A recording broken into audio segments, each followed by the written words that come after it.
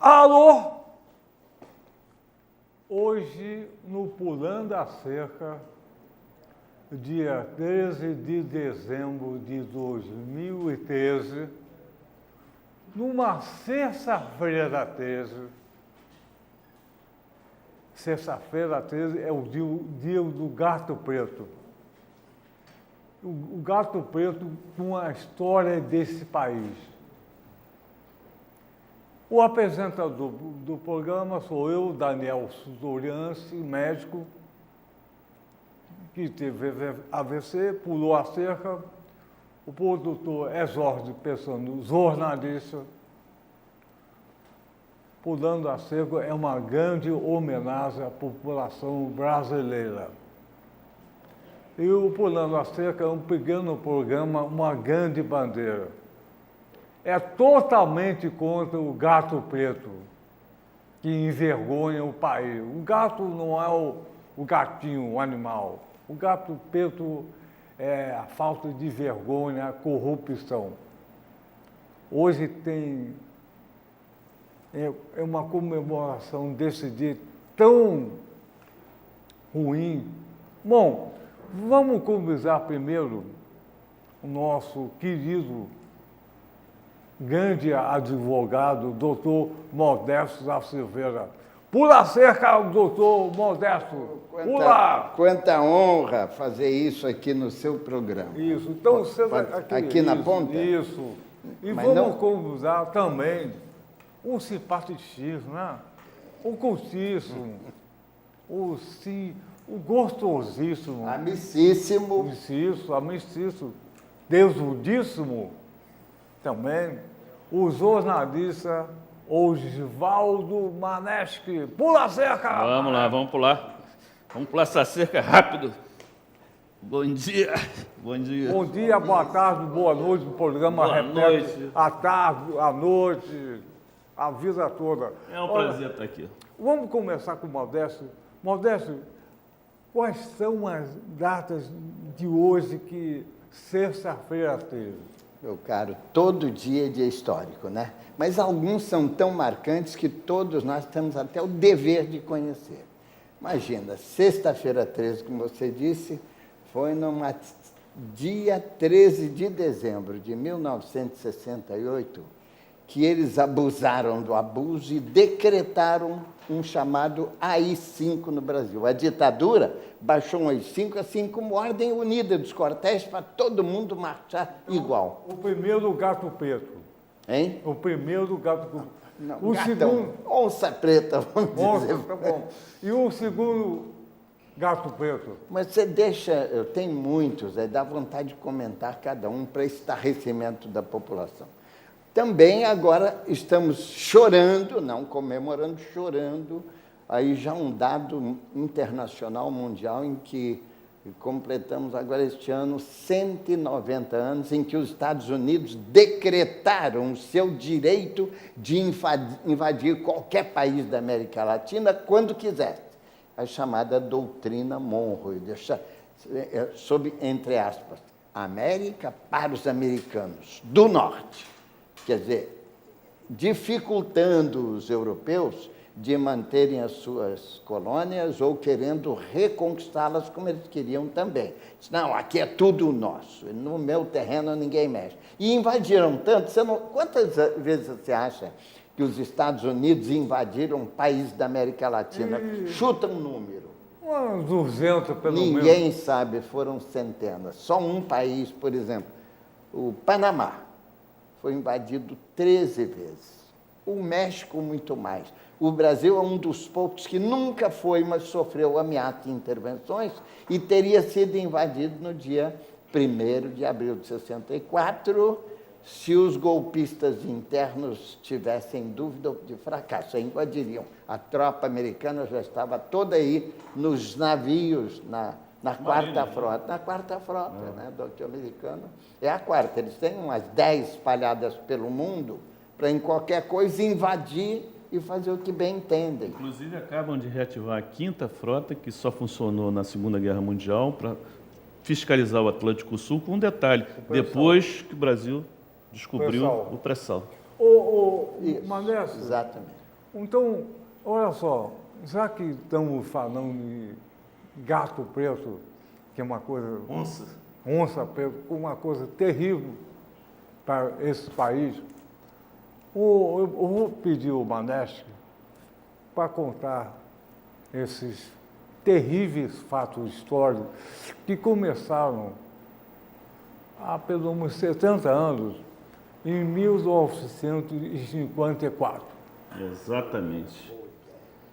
É uma boa dica que você está me dando em cima dos 190 anos da doutrina Monroe, que a gente pode imediatamente, só para avançar 70 anos atrás, aqui no Brasil, em 1954, nós tivemos um presidente da República que deu um tiro no coração para preservar a sua honra e preservar as suas conquistas, o que ele conseguiu, o seu legado profissional. Esse legado inclui a criação da Petrobras, inclui a criação da legislação trabalhista que até hoje vigente no Brasil, que os caras também tentam derrubar de tudo quanto é jeito, inclui a criação da Vale do Rio Doce, inclui a nacionalização das nossas riquezas do subsolo. Tudo isso é o legado da era Vargas. E Vargas foi vítima em 54 de uma tentativa de golpe de Estado, e a reação dele, muito humana, que ele já não tinha mais o que fazer, ele terminou uma reunião ministerial, no dia seguinte ele estaria deposto. E esse pessoal que fez esse complô contra a Vargas, quem era? Vamos lá. Essa turma tem nome, identidade, é o CPF. Naquela época não tinha CPF não, mas hoje todos têm. Que estão muitos deles por aí e disfarçados, são onças pretas disfarçados de cordeiros. Então, as pessoas, a gente está relembrando fatos históricos que são importantes. Essa turma começou a ter um poder muito grande, começou a ter muita influência exatamente na Segunda Guerra Mundial, com a Força Expedicionária Brasileira na Itália.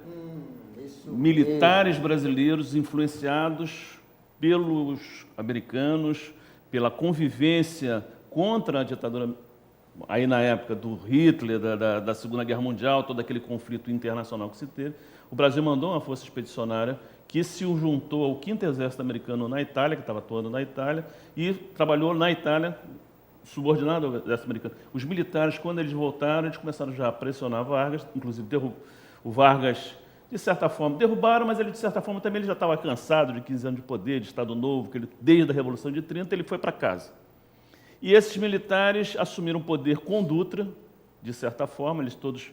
Dutra foi um governo de intermediação, e na eleição presidencial seguinte, que foi a eleição de 50, Vargas volta ao poder pelo voto popular por conta de todas as realizações das coisas que ele fez. E esses mesmos militares que fizeram campanha para o brigadeiro Eduardo Gomes, na campanha de 50, e o brigadeiro foi derrotado por Vargas, e esses mesmos militares conspiram, levam Vargas a dar esse tiro no coração para defender o seu legado político, seu legado histórico, conspiram contra a posse do presidente eleito com o apoio dos trabalhistas ligados a Vargas, que foi o presidente Juscelino Kubitschek, e se um marechal legalista, um general legalista chamado Henrique Dufles Teixeira Lott, não reage em determinado momento, ele dá um golpe contra o golpe de impedir a posse do presidente Juscelino Kubitschek. Isso foi em 55, Daniel. E o que acontece? Juscelino toma posse, governa o período dele, foi um período muito rico em desenvolvimento, inclusive o Brasil, de certa forma, abriu suas fronteiras econômicas para o mundo inteiro, tem muita coisa a ver, mas vem a eleição de 61, esse mesmo militar, que é o Lott, disputa a eleição com o apoio dos trabalhistas contra o presidente da UDN, que era ligado a esses militares, vamos chamá-los de golpistas, e Jânio ganha a eleição e o Lott perde. Mas tem um detalhe, naquele período, é importante que o nosso telespectador entenda isso, o presidente era eleito e o vice-presidente da República também era eleito. O presidente eleito era o Jânio Quadros. Jânio Quadros. Isso. E o vice-presidente eleito naquela ocasião, João Goulart, herdeiro político de Getúlio Vargas, que deu o tiro do coração lá em 54, Jango, que se elegeu também com Juscelino, que ele apoiou Juscelino e se elegeu vice-presidente da República no período de Juscelino, ele foi vice-presidente da República no período de Juscelino e depois no período do lote. Bom, e o que acontece com relação a isso? Jânio, que o pessoal chamava o DN de Porre, né? Pertencente ao DN de Porre, renuncia 7 meses depois de ganhar a eleição e tomar posse. E os militares, os mesmos militares de 54, Que vieram da Segunda Guerra Mundial, que já vem lá de 45, que o exército americano articulou. fez a cabeça dessa turma. E fez a cabeça era do coronel Vernon Walters. Vernon Walters, E o- Moverino Couto e Silva, E a escola de treinamento dos militares, a escola do Panamá, lá que Panamá. citado aqui, invadido 13 vezes pelos vem americanos. desde 45. E a história. Essa história vem com toda a influência americana na vida interna do Brasil. Bom, aí o Zano renunciou. Jânio renuncia. Aí o que acontece? Os militares assumem um poder em Brasília, Brasília recém-inaugurada, 60, 61 que nós estamos falando. 61, Jânio renuncia e os militares, os 3 ministros do Exército, da Marinha e da Aeronáutica, resolvem assumir o poder e impedir a posse do vice-presidente eleito constitucionalmente. Dão um golpe, dizem que o vice-presidente não vai assumir, eles vão fazer lá alguma coisa, etc. e tal, mas o gato preto, gatinho preto ainda, estava já meio gato, já estava meio criado, porque eles já vinham de longe também.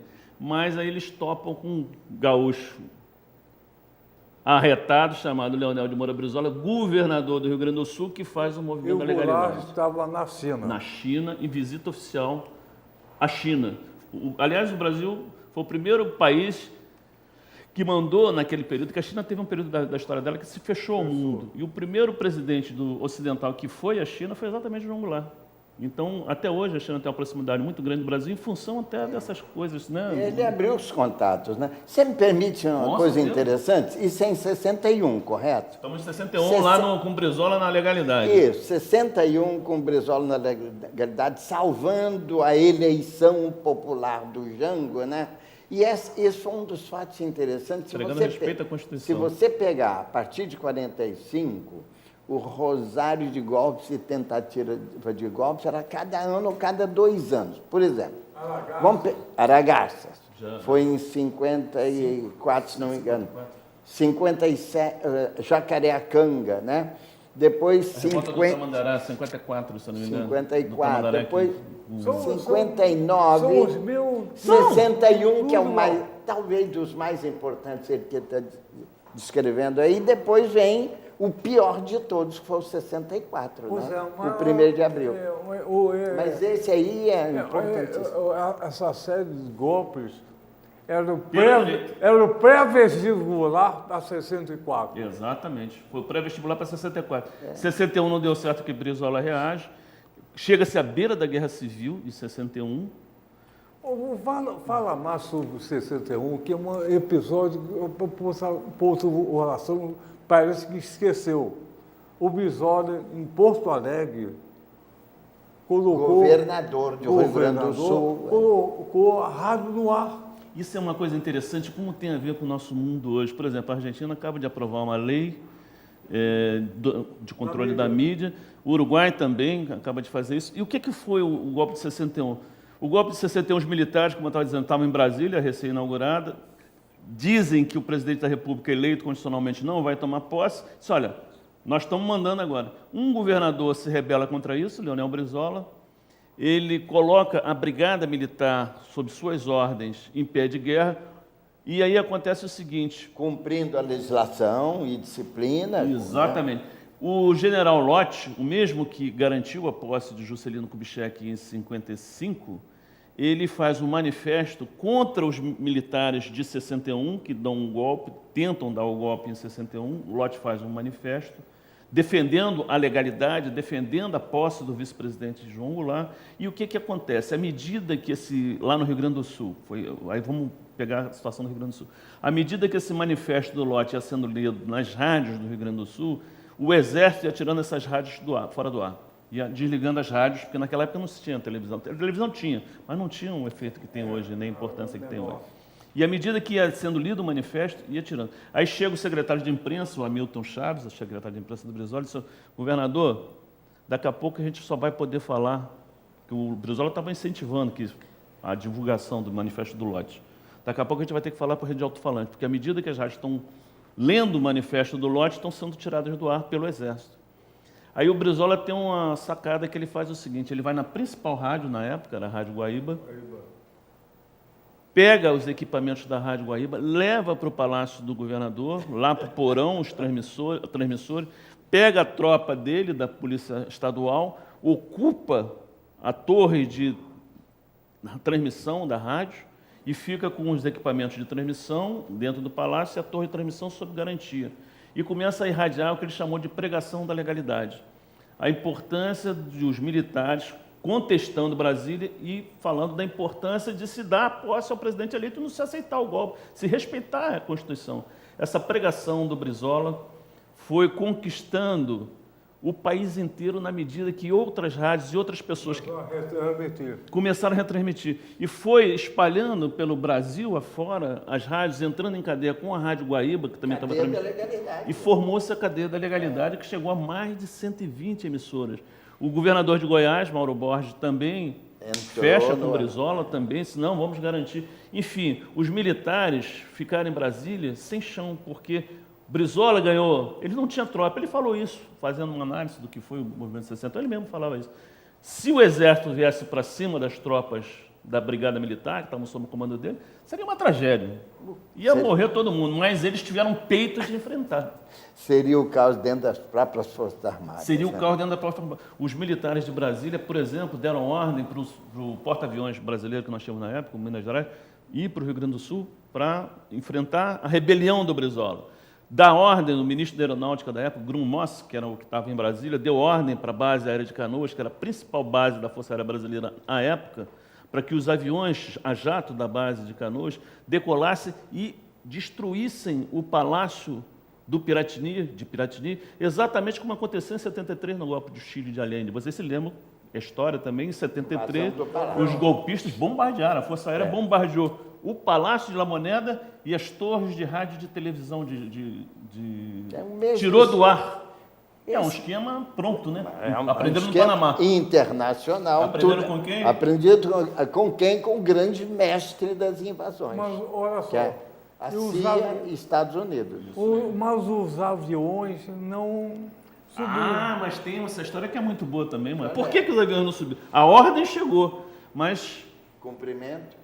Mas a soldadesca e principalmente os sargentos da base aérea, que os aviões pilotados por oficiais tenentes, capitães, etc., oficiais da aeronáutica, mas a infraestrutura feita pelos sargentos, pelos soldados. E os sargentos não acatam a ordem do ministro. Eles sabotam os aviões, estavam preparados, armados, abastecidos, mas não decolaram porque eles esvaziaram os pneus dos aviões.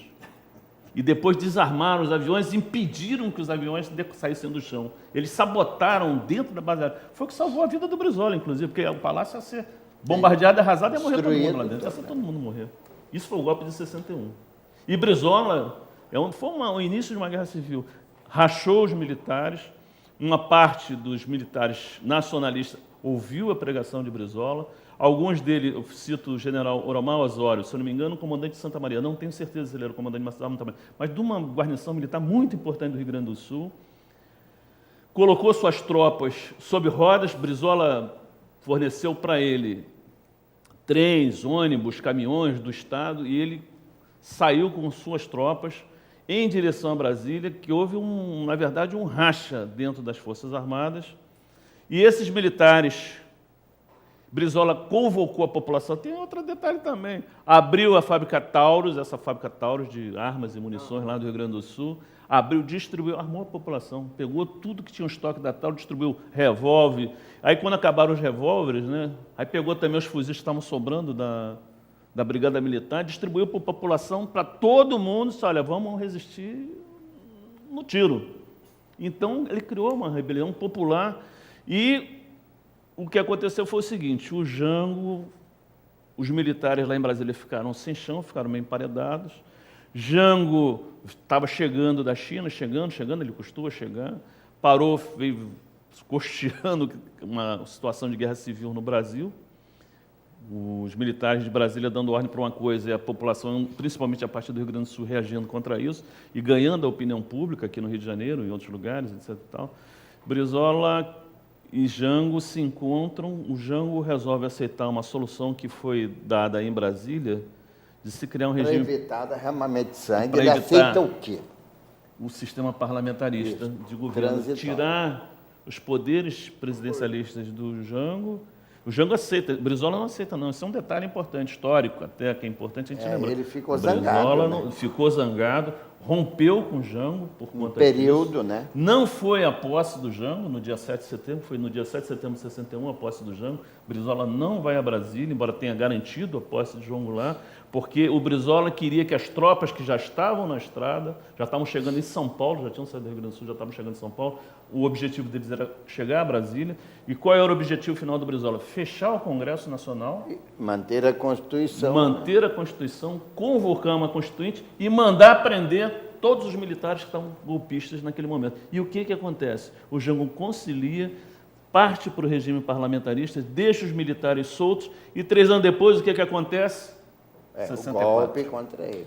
Com os americanos, como o Modesto lembrou, é importante que o nosso telespectador, Aqui na costa. aqui nas costas do Espírito Santo, Quarta a Frota. quarta frota, numa operação militar chamada Brother Sun, essa história também, tá lá, Departamento do Estado, etc. E tal, tinham milhares e milhares de marines aqui nas costas do Brasil, com navios de transporte, munição, etc. E tal, porque se os golpistas, se houvesse reação ao golpe de 60, reação militar ao golpe de 64, eles Eles desembarcariam e ocupariam o Brasil. invadiriam, Como fizeram no invadiriam. Vietnã, como fizeram em Honduras, na Nicarágua, nesses E países todos. inúmeras vezes. Só o México foram dezenas de vezes. E, além de tomarem o território. Para do- tomar. Olha, eu já até conversamos sobre isso.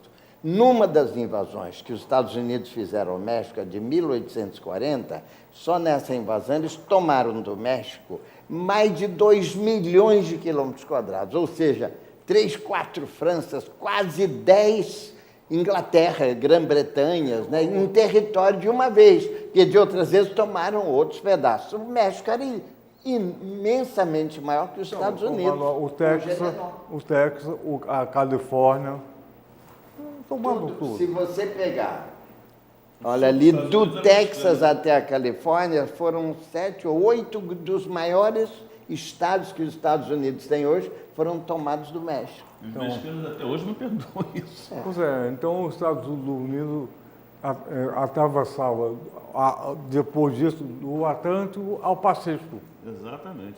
Isso mesmo. Olha, Exatamente. a história americana devia ensinar ao mundo, primeiro, que não se deve fazer. Segundo, coibi-los de continuar fazendo e, se deixar, continuarão.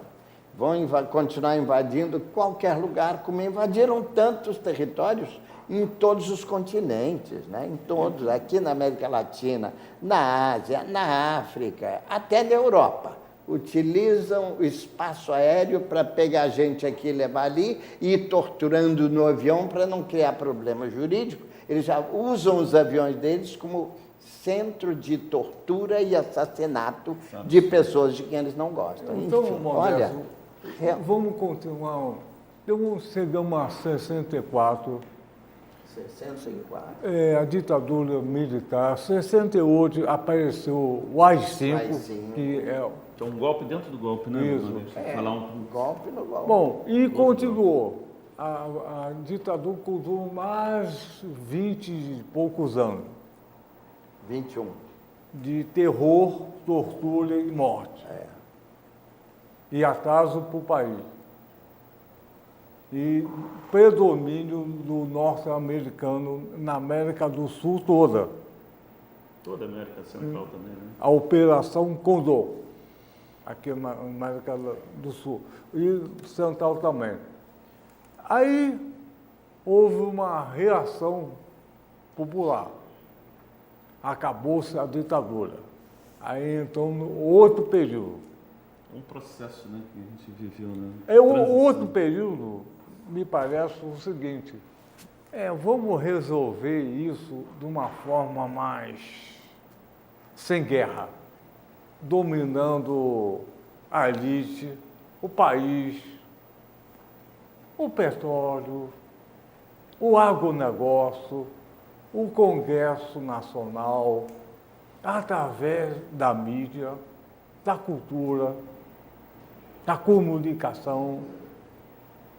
A dominação hoje de um país não se faz mais com tropas, né? Se faz de outra forma, né? Econômica de qualquer e maneira, política. O resultado, a última ação será invadir, será dominar o país com tropa. Se não conseguir... Né? De qualquer maneira, porque se não houver tropa invadindo, o país obedece ou não, e terá seus grupos que vão reagir. Mas, então, Modesto, a tropa hoje mais sofisticada não é o fuzil no armamento, é a tropa de elite. Elite da elite do país, que comanda o país, comanda a empresa, a indústria. É uma tropa de elite, não é o filme que passou do cinema. É a tropa de elite do gato negro. Olha, mas de qualquer maneira, a ocupação exige soldados. E a ocupação por soldados é uma tragédia para eles, como foi a tragédia da Coreia, a tragédia do Vietnã, muito pior ainda, porque os soldados tomaram consciência da loucura americana e se recusavam a ir à guerra. Rasgavam em público as suas convocações e se recolhiam uma embaixada que desse asilo e foram exilados em muitos países da Europa. A consciência do próprio povo americano. Mas, né? Modesto, a coisa mais sofisticada, aqui, por exemplo, é o Exército, sim, o Exército Nacional, que a maior parte sempre está dando golpe.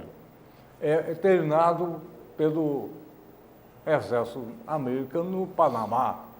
Aí não precisa vir Marinha, o Marinha está aqui dentro. Essa é uma política de substituição que eles fizeram. Com certeza foi feito também. O traidor está aqui dentro, como está em todos os países, na medida em que eles lavam o cérebro desses oficiais promissores para eles lá nas escolas americanas de condicionamento, né? Então, para onde eles levam o que eles reputam os melhores oficiais. Da pessoa, é verdade. Agora, hoje a dominação se dá em cima do que você... Só dando o seguimento que você está, esse raciocínio seu, Daniel, a gente tem que ver também que a dominação hoje se dá muito pela cabeça das pessoas também.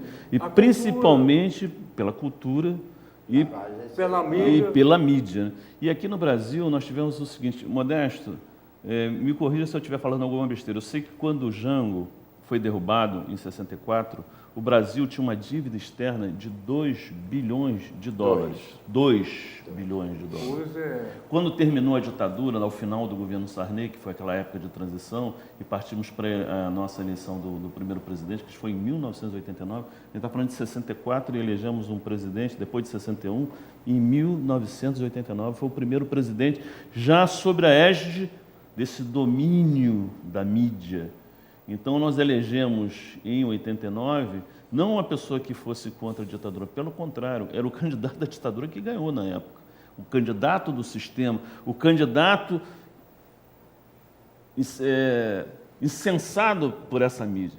O Caçador de Marajás na capa da Veja, o Globo fazendo campanha descarada, a Rede Globo de televisão fazendo campanha descarada para o então governador de Alagoas, Collor de Mello, o caçador de marajás, que o Lula até brincando chamou de caçador de maracujás.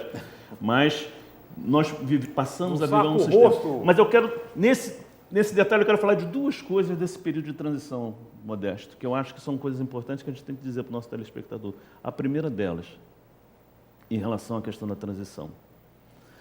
Nós tivemos a ditadura e a primeira coisa foi o golpe econômico no Brasil. O Brasil, depois de 64, a primeira coisa que o golpe acabou foi com a questão da estabilidade do trabalhador. A estabilidade. Que o trabalhador ficava 10 anos num determinado emprego, tinha a lei da estabilidade que vigia na época, ele passava a ter estabilidade e uma das conquistas lá da Era Vargas. Então, a primeira coisa que fizeram foi acabar com isso.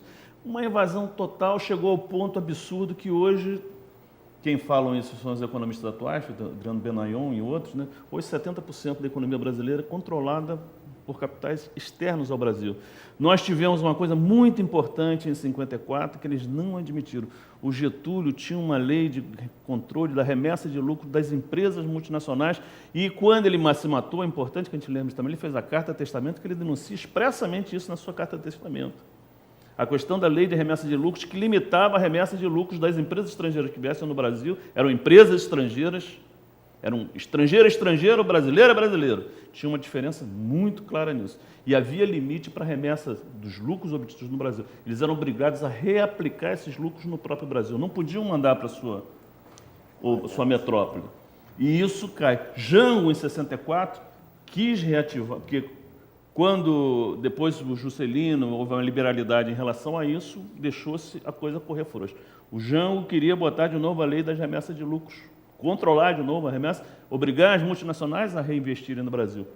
Olha, o patriotismo e a sensibilidade social do Jango foi a motivação do golpe, assim como em 54, a mesma coisa, o patriotismo do Getúlio e a sua preocupação social foi a causa do golpe, tentativa de golpe de 54, e que 10 anos depois ocorreu. Olha, a história verdadeira de cada país relacionado com o mundo dominante é uma coisa, uma tragédia. Se a gente não se libertar dessa tragédia, não tem solução em parte nenhuma do mundo. Assim como eu costumo afirmar que, enquanto houver paraísos fiscais, não se eliminará a grande corrupção do mundo, enquanto houver, não tem solução para a grande corrupção do mundo. Do mesmo modo, enquanto não se isolar, resolver o problema do império, dos impérios, as nações não terão liberdade de decisão dos seus problemas. Eles resolvem por lá por 1000 vias, travessas, comprando traidores que pode haver em cada país do mundo. Lá também tem os traidores deles, mas de qualquer maneira, enquanto não houver isto, não haverá solução. São premissas básicas para você resolver o problema a longo prazo. Modesto, o Maneste, olha só, o Brasil não é um país qualquer. Tem uma grande economia, apesar da corrupção. Tem o agronegócio, a maior área cultivada do mundo. Tem o pré-sal. Isso cada vez mais está indo para um buraco. Uhum.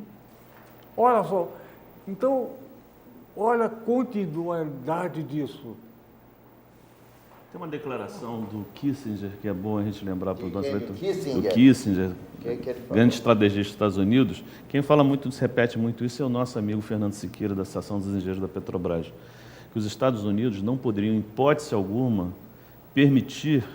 podem permitir que surja ao sul do Equador, na América, uma nova potência, como, por exemplo, o Japão, lá na Ásia, surgiu, etc. Tal. Porque é uma concorrência que não cabe na cabeça deles, né? Que o Brasil, com todos esses recursos... Eu vi uma vez um vice-ministro da China falando lá em Pequim sobre o Brasil e me impressionou muito, Modesto, foi o seguinte... Ele falou, em Pequim, uma vez eu estive em Pequim, eu fui uma vez à China e visitei Pequim e mais outras cidades. E ele falando sobre o Brasil e da forma que eles, chineses, encaram o Brasil hoje, que eles têm uma proximidade muito grande com o Brasil, econômico, hoje é um dos maiores parceiros comerciais do Brasil. Eles falando sobre a viabilidade do Brasil. Nós somos um país que nós temos 8,5 milhões de quilômetros quadrados, temos riquezas naturais imensas, nós somos uma das maiores, em termos de riquezas naturais, uma das maiores potências do mundo, temos esse território todo e temos uma população de 180 milhões de habitantes hoje, ou 200 milhões hoje, em torno de 200 milhões de habitantes hoje. Então, veja só, eles falando os problemas dele, a China é maior do que o Brasil, eles têm 9 milhões e uns quebrados de território, mas 1/3 do território dele é desértico, então só dá neve e areia naquele negócio lá. Tudo bem, tem as riquezas minerais que eles podem extrair, mas fora disso é um lugar inóspito para as pessoas viverem. E eles têm 1,5 bilhão de pessoas. E em comparação, eles fazem uma comparação com o Brasil, as nossas riquezas naturais. E eles, por exemplo, a China não tem petróleo, eles têm muita coisa, mas petróleo, por exemplo, não tem, que é uma coisa essencial para o mundo moderno. E aí eles falam da nossa viabilidade como país. O nosso problema, voltando aí à nossa história, primeiro, eu acho que se o Brasil não tivesse sofrido o golpe de 64, se a gente continuasse na linha que a gente estava indo, nacionalista, de valorização outro país hoje. autóctono, autônomo, independente, nós seríamos hoje talvez uma potência. Eu trabalhei com o Ítalo Zappa na África, Modesto, aquele grande Você trabalhou lá com ele? Na África, ele me levou para Moçambique, eu trabalhei com ele durante um período Moçambique? Em Moçambique, lá na África, morei lá em Moçambique. Ele tinha uma frase que é até bom a gente repetir isso, porque os brasileiros todos, e principalmente os jovens que vê toda essa corrupção, toda essa esculhambação, isso faz parte do Brasil. Mas ele dizia uma coisa que é uma coisa que as pessoas têm que gravar, eu sempre gravei isso. O Brasil há de ser uma imensa potência mundial, queiram ou não queiram, quem quiser. A China também foi dominada. Tem uma cidade alemã construída na China na época do período de dominação estrangeira. Houve a Guerra do Ópio para destruir a China, os ingleses viciando os chineses para aquele pessoal. Nós aqui vivemos hoje a questão da corrupção, que está entranhada em toda a vida brasileira, em tudo que você possa imaginar. Mas isso faz parte do processo de dominação nossa, para que nós sejamos um país independente, não sejamos a grande nação que nós efetivamente somos. E vamos ser queiram ou não queiram todos, seremos um imenso país. Você falou uma coisa importante. Uma forma de dominar um país é com a doença. Doença, corrupção, doença física, mental, etc. E a despersonalização. O Brasil é um país que se rouba e tem muito mais para roubar. E a impunidade continua. Então, vamos lá. No norte tem a floresta amazônica, que a China nunca vai ter nem terá. Ninguém terá. Pois é. O litoral tem o pré-sal que ninguém tem nem terá. O interior tem a área cultivável maior do mundo. E no sul, indústria de alto padrão. Tem tudo aqui. E até razoavelmente dividido. Tem tudo. Agora, o gato preto quer comer tudo. É verdade. Acha que o país é um ratinho. Caçar o ratinho e acabou. E o principal trabalho dele é convencer a população brasileira que, olha, vocês são um ratinho, e como é que eles fazem isso hoje? Pela mídia. Nós temos uma mídia, eu falo isso como jornalista, olha, me desculpe, sou jornalista desde 74... ou vendida? Vendida. E, portanto, mídia de mercado, comprada pelo capital, pelo dinheiro, para coisas absurdas. Por exemplo, eu fui uma das pessoas que me empenhei contra, e várias outras também se empenharam contra, por exemplo, o leilão do Campo de Libra. Por que o governo brasileiro leilou o Campo de Libra? 15 bilhões de barris de petróleo recuperável. 1 trilhão e 500 bilhões de dólares o Campo de Libra. E, de repente, nós demos 60% desse campo para estrangeiro, 20% para Shell, 20% para Total, 20% para os chineses. E ainda querem que a gente acredite que isso está sob o controle do Brasil. Não está. O nosso pré-sal hoje nos coloca numa posição muito vulnerável, Modesto. Por que invadiram o Iraque? Porque o Iraque é um dos maiores, segundo ou terceiro produtor mundial de petróleo. Por que invadiram o Afeganistão? Porque o Afeganistão... Por que os americanos fizeram a guerra contra o México? Porque os americanos queriam o território do México. Por que hoje nós nos tornamos alvo? Por que nós, brasileiros, precisamos ter autonomia e mísseis balísticos intercontinentais? O que aconteceu lá na Barreira do Inferno com a explosão daquele negócio? Já pensou em sabotagem? Eu vi um professor da área de informática, uma pessoa muito séria, falar com todas as letras. Hoje, então, quando chegam a grande opinião pública, as denúncias do Edward Snowden relacionadas à espionagem, essas coisas todas, falou em sabotagem. Aquele foguete explodiu na torre por sabotagem. Ele disse isso. Falar em torre, explosão, foguete. Você sabe, uma das preocupações que eu tenho hoje é um negócio que você estudou bem, que é o problema dos drones, né? Drones? Olha, esse é um A assunto... gente está falando da guerra com os soldados. Hoje não são mais soldados, não, são os drones. Drones. Aviões. Drones. Agora, não, de qualquer maneira, o soldado será necessário na Pra mexer ocupação com drone. direta. E na ocupação direta é que vai haver um novo tipo de guerra.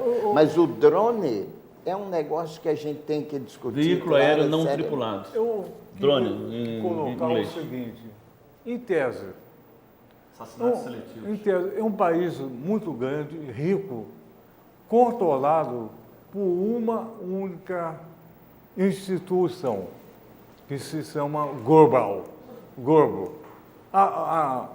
O lobo, o globo, domina a cultura, a comunicação, a mídia, o Congresso e todos os negócios. Um país dirigido, uma única instituição, não vai dar futuro.